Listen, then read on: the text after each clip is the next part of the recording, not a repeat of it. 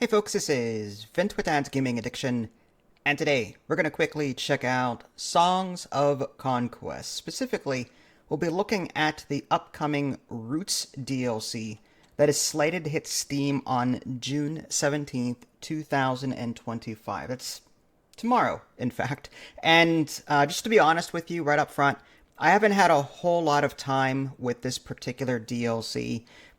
Like other games of this genre, it takes time to learn each individual clan's, I want to say, like specialty and way of behaving, that kind of thing. And I have not gotten there yet. I just got my press key the other day and I just haven't had time to get to this until this morning. So just forewarn you, this video is going to focus more on what's available to you rather than telling you what's so good about them. But I will share my thoughts. Now, as far as like what you have access to, it's a new faction called the Roots faction, and there are 8 new troops with different traits and abilities. There's a new biome, very green, very lush, that kind of thing. Also, 9 new wielders.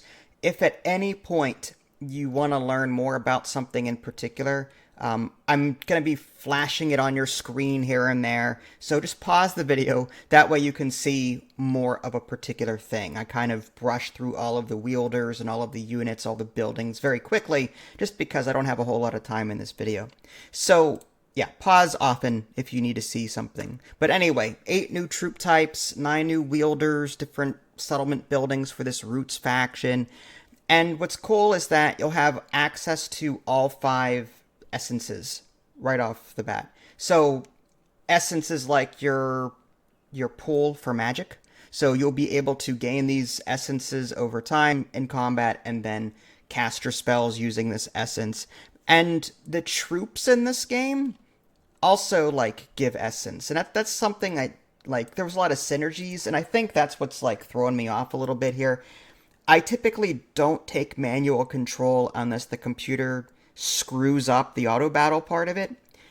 But when I did do like the manual battle, I noticed that my troops were getting bonuses for standing next to each other. This one troop type buffed all these other troop types around it. So it seems like it's a very magical, very symbiotic faction in the sense that, you know, different troops help each other out in different ways. And it's going to take time to learn that, I think, that aspect of it. But I like the idea of it. I like, say, the Night Elves in Warcraft 3. I like playing as them when I'm playing in the mood for an RTS game. So yeah, essentially you're just getting more content. My only concern, really, with this DLC is the price, because even though there was a recent announcement from the developer that they lowered their pricing by like $1 or 2, still, you're paying $10 for one faction DLC. I didn't see any new story campaign modes. Like, I didn't see a new campaign. Instead, I saw there was roughly 5 or so new maps that I saw. One of which was focusing on, like, a story. One was focusing on skirmish. There's different uses for these different maps. So while these different maps do offer different ways that the players can behave, at the same time there's no campaign, and some people may not like that. I think one of the major complaints of the Veneer DLC was that there was no new campaign levels. Well, it's the same thing here. Like the Grow map, for example, is a chill story experience. The Seed map is like a challenging story-focused map. The Two Forests is a small conquest map, and the Creeping Borders is a large conquest map. So, yeah, new maps, but no new campaign. So I just want to like be upfront with that. You know, there is some new content, but it's not righting the wrongs of the Veneer DLC that some people complained about. But that being said, like, I enjoy playing this game. Like, every time I play it, I discover something new. I love the RPG side of this, in the sense that, yeah, there are set bonuses for the gear that you're picking up. I like that, like little stuff like that. So you can nitpick as much as you want when it comes to the little details.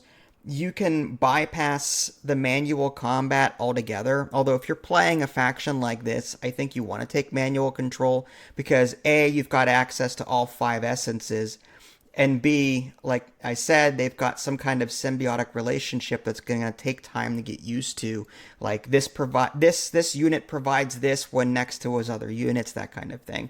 I still fully have not mastered that end of it. In fact, I suck at combat. I'll just be right up front, to be honest with you. I suck at it. I let the computer do it because I'm not very good at it.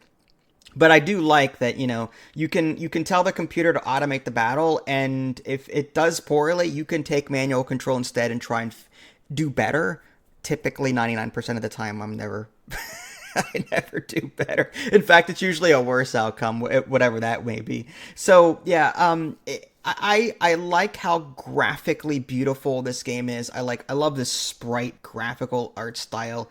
I love just going around the map and collecting resources and fighting neutral NPCs and possibly capturing other towns and building.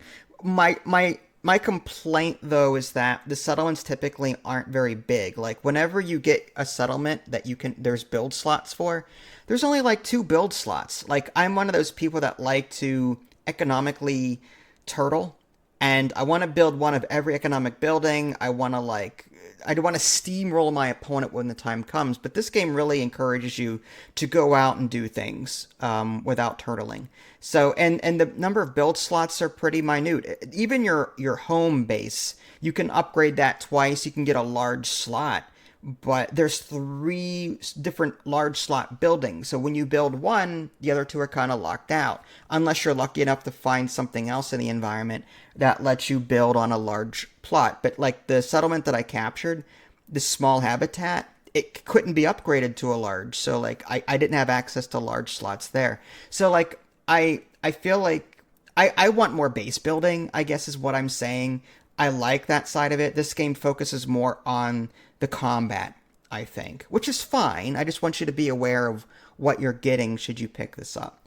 I do recommend the game, but I'm not happy about the price tag associated with these DLCs. I think for one faction, some extra maps, I think it's a bit too much. And for that, I'm going to give this like a thumbs up, thumbs down. As a game, as a whole, it's fantastic. The pricing structure is a problem for me. This channel is called Dad on a Budget for a reason. I do factor in price in a lot of my opinions. But the game does more right than wrong. I just want to make that clear. If you're happy with the price, then by all means, pick this up, because it does offer more to the game than what the base game does have. Well, this is Vince. Thanks for watching. I'll catch y'all next time. Take care.